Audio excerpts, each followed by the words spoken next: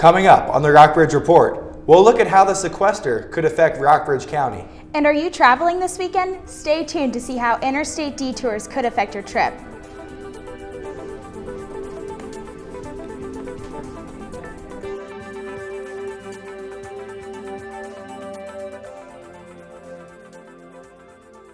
Welcome to another edition of the Rockbridge Report.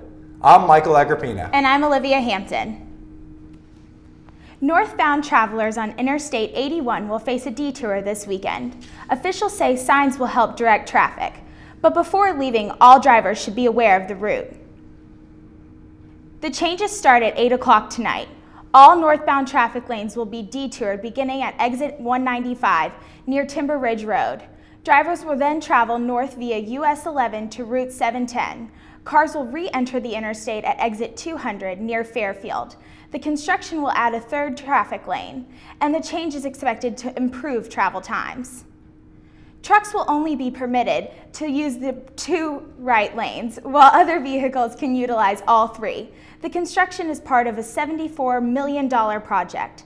The money also covers work on the shoulders, guardrails, and drainage systems. The Virginia Board of Transportation says the entire project is expected to be done this summer. Sequester is the buzzword in American politics this week. But what does it actually mean? Reporter Betsy Cribb talked to experts to find out. The sequester is a congressional attempt to cut spending, to cut federal government spending. And it came out of earlier negotiations. So the sequester has already been passed by Congress. And the discussion this week is about how to undo this sequester that has already been passed. The deadline to reverse the cuts is tomorrow, but that's only if Congress and the President strike a deal. If they don't, America could face $85 billion in spending cuts. But what does that mean for Virginia? According to the White House, the Commonwealth will lose federal grants supporting law enforcement. Rockbridge County Sheriff Chris Blaylock isn't worried about the immediate future, but he is uncertain in the long run. I don't think it will directly affect us. I guess there's the fear that if there's less money coming in from the federal government into the state, then that money would that would affect us in the future as far as not having as much money coming in, so there'll be less to split up. The sequester would also create an 8% cut in national military and defense spending. With the federal budget due at the end of March, Congress has plenty to weigh during its deliberation. The last time the Virginia General Assembly passed a transportation bill, Ronald Reagan was in the White House. But that's what lawmakers did last weekend, to the tune of $880 million in new taxes and fees. The funds are designed to repair the Commonwealth's bridges, roads, and highways and ease gridlock over the next 4 years. The breakdown looks like this. The statewide sales tax will increase slightly from 5% to 5.3%. The 17.5 cents we all pay in taxes at the pump will be eliminated as service stations pay more. It'll cost them 3.5% more for wholesale gas. Diesel gas prices will rise 6%. If you drive a hybrid, you'll have to pay $100 more each year in registration fees. It's Virginia's biggest tax hike since George W. Bush was president. And it comes despite Governor McDonald's vow not to raise taxes or cooperate with Obamacare. Democrats in the Senate threatened to kill the transportation bill, but they also supported the state's plan to expand Medicaid. The problem started when Attorney General Ken Cuccinelli said that this expansion was unconstitutional. Democrats rebelled by blocking the transportation bill. All 20 Senate Democrats refused to vote until Medicaid expansion was guaranteed. Both sides came to a compromise. Cuccinelli withdrew his opinion, but only after last-minute changes were made to the Virginia Medicaid plan. Washington and Lee law professor Tim Jost says Medicaid expansion is the right choice for Virginia. The Hospital Association funded a study that was done, and it showed, as other studies have, that not only will the Medicaid expansion bring $3 billion to Virginia healthcare providers, not only will it create 30,000 jobs, it will actually save the state money.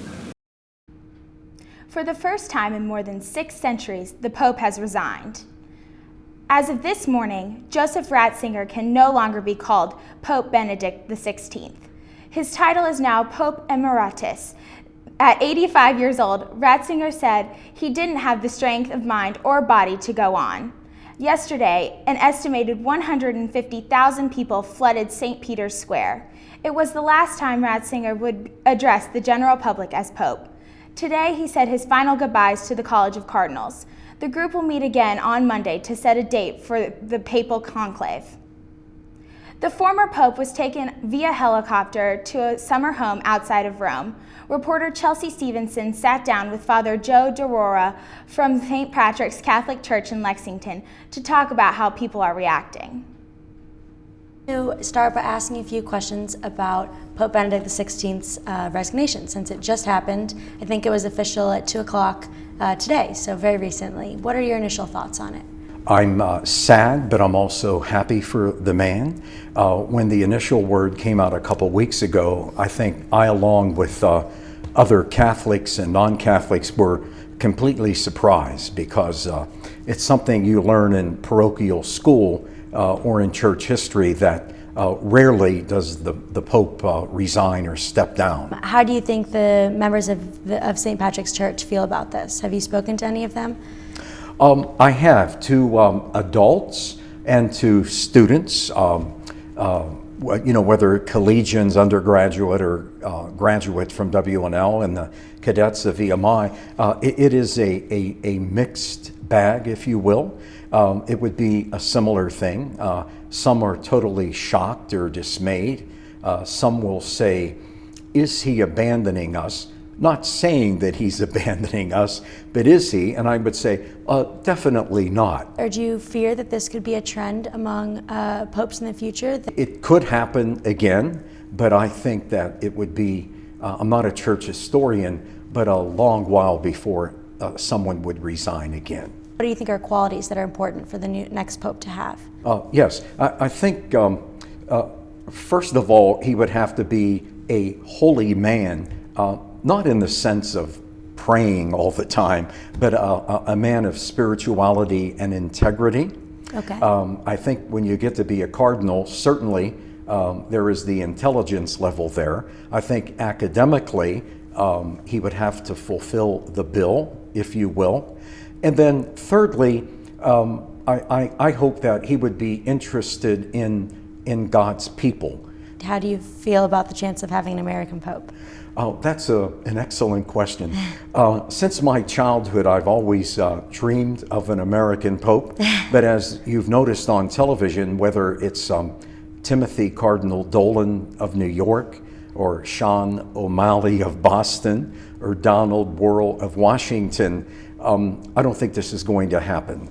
The United States is a world power, and to choose somebody from North America or the United States, it probably wouldn't sit well. Well, thank you very much. That's all the time we have. Again, I'm Chelsea Stevenson, and Father Joe, thank you very much for joining me today. You're welcome. Thank you for inviting me. Of course.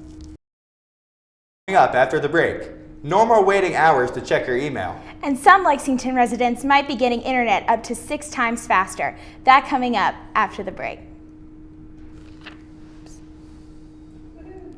Okay, why this is one?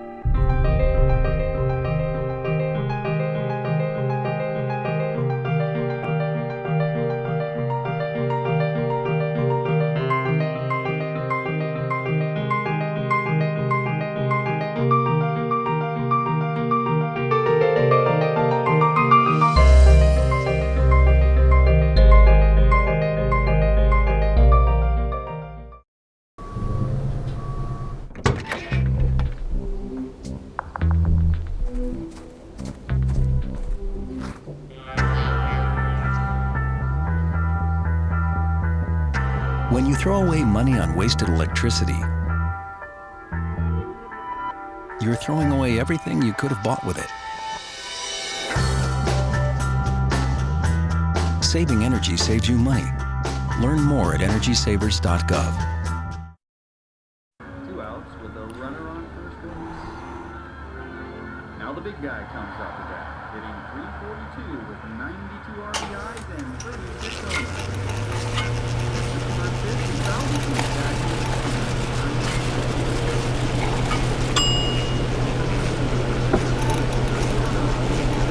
chill raw and prepared foods promptly. 1 in 6 Americans will get sick from food poisoning this year. Keep your family safer. Check your steps at foodsafety.gov.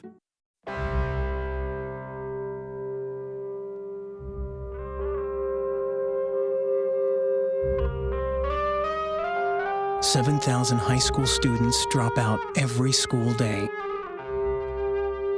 That's a line of desks, more than 4 miles long. We can keep students in school. Visit boostup.org and take the first step." The gun control debate took center stage in Washington yesterday. The issue echoed from the Senate to the House to the Vice President.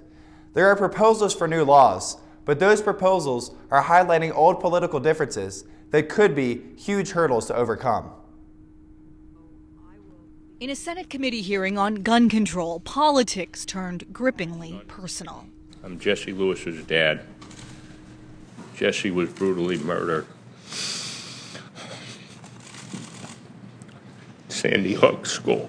Neil Heslin supports renewing the assault weapons ban that expired in 2004. Senator Dianne Feinstein sponsored that ban and is the prime force behind the new legislation. She says there is a common factor in too many of the mass killings. The gunman used a military-style semi-automatic assault weapon or a large-capacity ammunition magazine to commit unspeakable terror. Feinstein's bill is threatened by opposition from the NRA and some Democrats from conservative districts. Republican Senator Lindsey Graham questioned focusing on gun control instead of background checks. In the real world, we absolutely do nothing to enforce the laws on the book. In a heated exchange, Milwaukee's police chief took issue with Graham. If you think we're going to do paperwork prosecutions, you're wrong. The public mood has changed.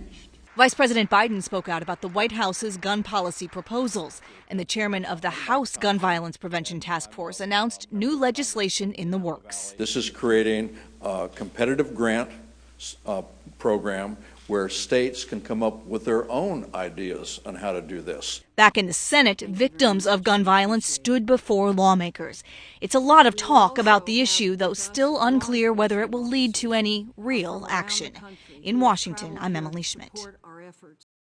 Gun control proposals include improving school security, beefing up background checks, and banning assault weapons. Residents in parts of Lexington may get internet up to 6 times faster in the next month. First, the newly installed fiber optic broadband cables must be tested. Tests are scheduled to start next week. Homeowners need the Rockbridge Area Network Authority to make a deal with an internet service provider.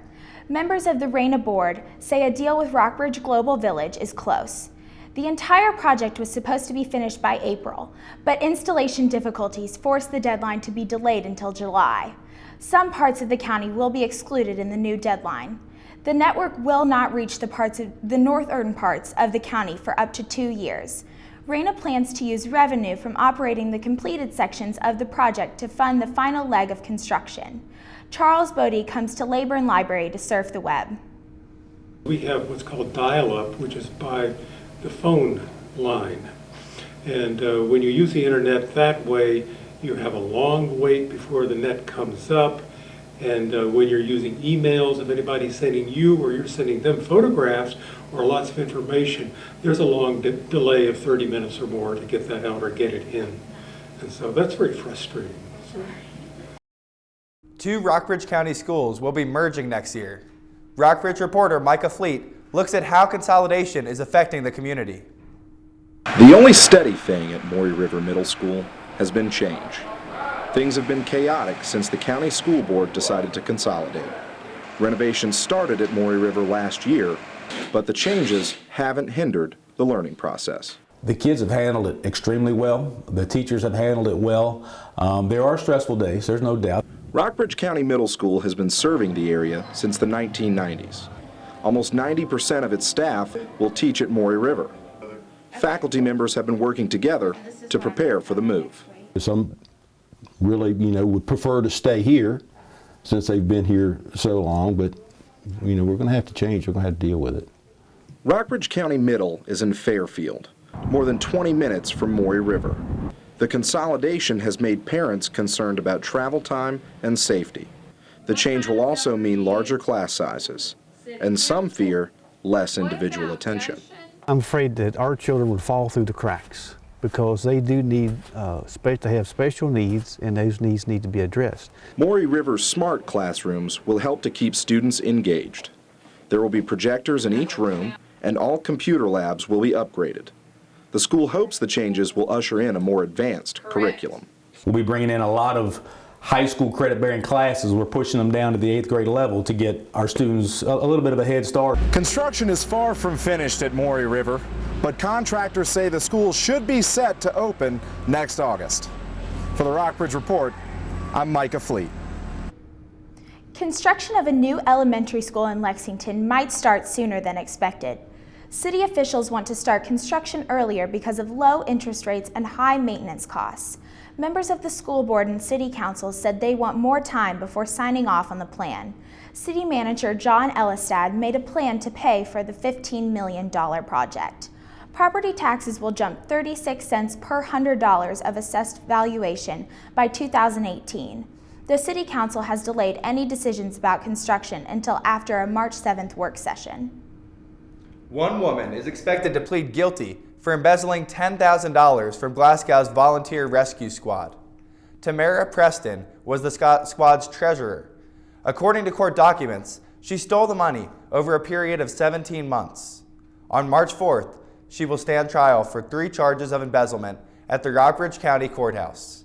Kelly Cotting, the prosecuting attorney, said she will likely make a plea deal with Preston before the trial begins. Last weekend, Lexington City Council agreed to bring more traffic downtown, not in the form of cars, but bikes. Rockbridge reporter Andrew Sorgel has the story. Construction on East Nelson Street Bridge is making car travel trickier than ever in downtown Lexington. Traffic has been rerouted and 81 parking spaces have been eliminated. The inconvenience is making some residents look for alternatives to driving. I choose to ride my bike around Lexington because it's an easy, quick mode of transportation and it keeps me active. One group is trying to make it easier to ride bikes downtown. The Lexington Bike and Pedestrian Advisory Council wants to create shared bike paths called Sharrows. They think the suggested lanes will make drivers more aware of bike traffic. On Saturday, City Council agreed to grant $5,000 to the project. I was asked to prepare a cost estimate to put some bicycle signage from the South City line at South Main Street up to White Street. These Sharrows would make life safer for bikers, but they have to stay vigilant. And they have to watch out, and they always have to yield to the car when the chips are down because the car is bigger than they are. The council wants to make travel safer for the handicapped too. Joan Manley has been a spokesperson for reform. She says some people in wheelchairs are afraid to go downtown because of handicap and accessibility. There are cute little shops down there, and they would love to go shopping, but I'm worried about the narrow streets, it's not accessible, the fast cars. High curbs and uneven sidewalks often force Manley into the middle of the road. She hopes Sharrows will slow traffic and make the city safer for everyone. The focus has been so much on automobiles for so long, and we'd like to take the community back for people to get out and enjoy the community with biking and walking and wheelchairing. The Lexington Bike and Pedestrian Advisory Council wants to start installing Sharrows here on South Main Street. They're also looking at other streets in the city that can handle safe bike traffic. If all goes according to plan, the group hopes paint meets pavement sometime in early April. For the Rockbridge Report, I'm Andrew Sorbo. 2 local women are taking action for a cause that often slips under the radar. Susan Cross and Marilyn Hinnant are both living with multiple sclerosis. It's a disease that attacks the central nervous system, the brain and spinal cord. Cross and Hinnant have organized a benefit concert featuring Fatty Lumpkin and the Love Hogs. They'll be playing March 8th at the Washington and Lee Pavilion. And there will be a benefit walk on April 6th. Reporter Chelsea Gilman sat down with Cross. She said it has been hard for her to speak out about her disease. She hopes to be a role model for others who are struggling. I'm lucky that I'm doing well. And I need to show other people that you can do well. It takes some discipline. You have to exercise, and you have to stretch, and you have to have a good attitude. Rockbridge Area Relief Association's food pantry is trying something new this month: longer hours and fewer income restrictions. These changes are expected to bring in more local residents who need help. According to a report by Feeding America, 13% of the people in Rockbridge aren't sure where their next meals are coming from. The food pantry is currently reaching only 39% of that population. Raina hopes to increase that number with this initiative. Coming up after the break, find out which local lacrosse team upset the #1 team in the country. And Lexington enjoys a night of basketball fun and antics. When some people struggle with their mortgage payments, they become frozen, petrified. Not knowing what to do, they do nothing. But the people who take action are far more likely to get the most positive outcome. Making home affordable is a free government program. Call now to talk one-on-one with a housing expert about the options that are right for you. Real help, real answers, right now.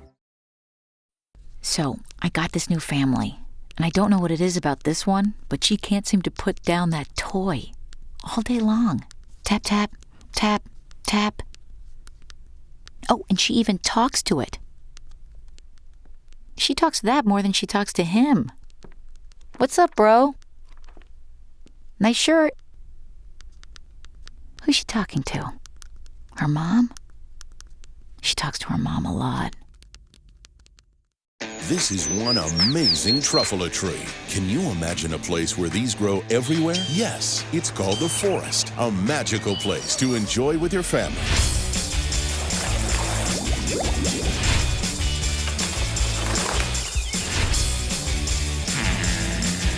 Ooh. So discover the forest and explore all the wonder that's there.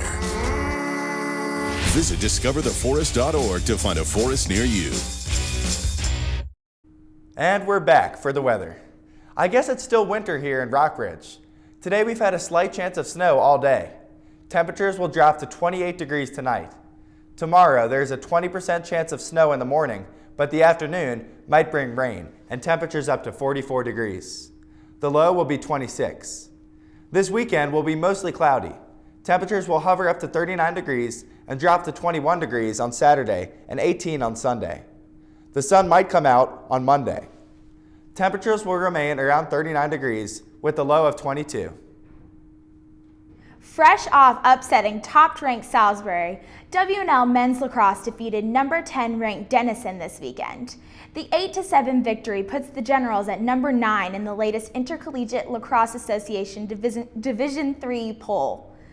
W&L women's lacrosse lost to Christopher Newport 9-8 last weekend, but beat Randolph College 16-5 on Tuesday. SVU's men's lacrosse lost to Bridgewater College by a score of 27-6 Wednesday. Bridgewater had 5 players who scored at least 3 goals. W&L basketball split a twin bill with Alvernia on Sunday. The Generals lost 5-4 in the first game and won 6-1 in the second one. Yesterday, the Generals lost to SVU in a 14-8 slugfest. The SVU team had already snapped a 4-game losing streak before their win against W&L. They'll play a doubleheader at the University of Mary Washington this Saturday. VMI basketball lost to Old Dominion University yesterday in an 11-5 contest. The Keydets found themselves in a hole after giving up 10 runs in the third inning. They have 4 home games this weekend against Binghamton University. When they're not visiting North Korea with Dennis Rodman, the Harlem Globetrotters are entertaining local fans.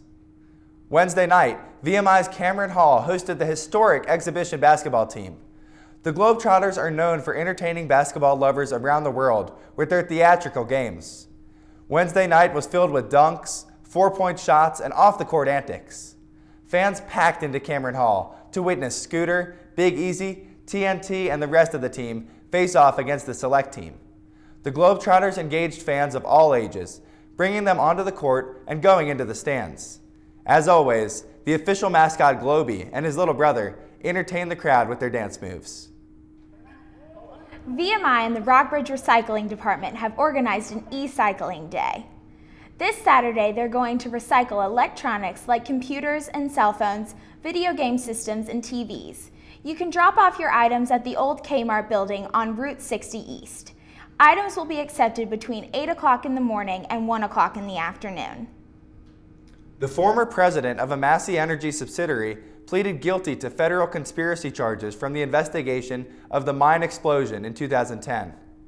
David Hugart is currently cooperating with authorities, which many believe to be a sign that they are gathering evidence against other Massey officials.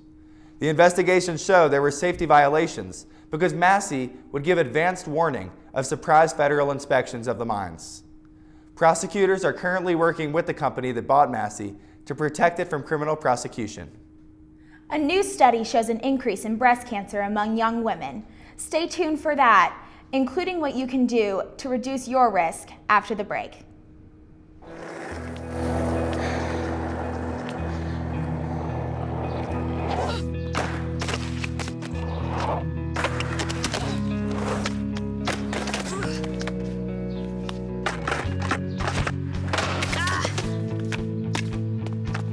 Learning how to kickflip 6 stairs takes determination.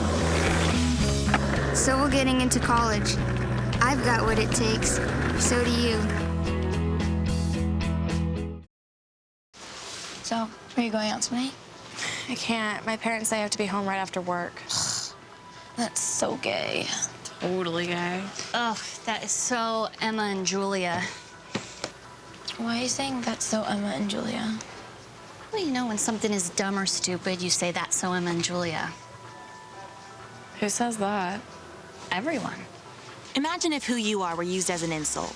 When you say that's so gay, do you realize what you say? Knock it off. Yes, ready, ready. Go get it.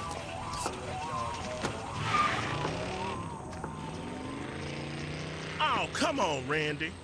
Animal shelter, here I come. And no, I'm not crazy or emotionally damaged. That's a stereotype. I just belong to a total loser. I'm a good dog.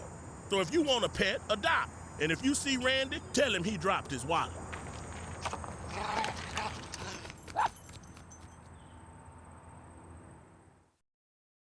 We tend to think of breast cancer as an older woman's disease, but young women suffer from this cancer as well.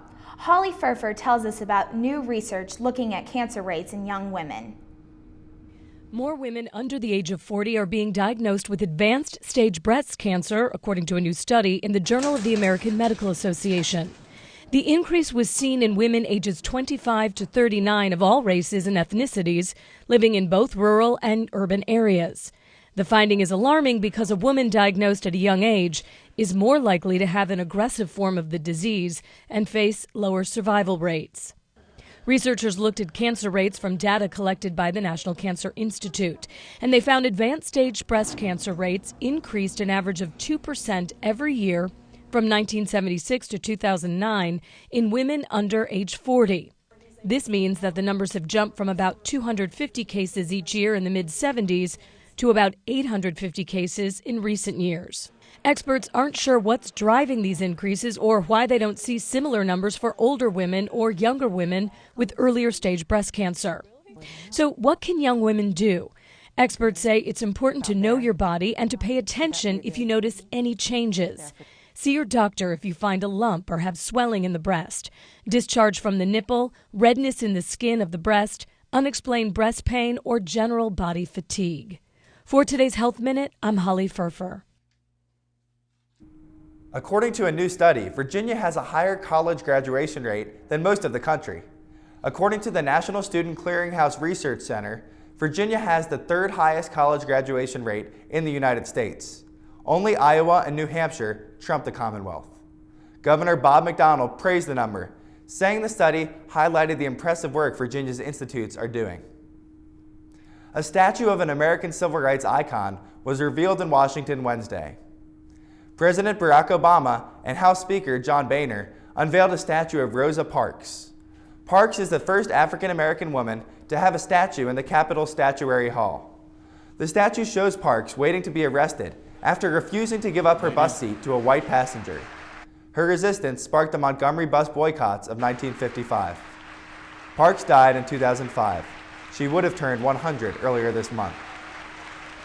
President Obama said Americans are right to honor parks. He encouraged modern Americans to continue her legacy of conviction. Thanks for joining us this week at the Rockbridge Report. We'll see you next time. Don't forget to check out our website for more news, www.rockbridgereport.washingtonandlee.net.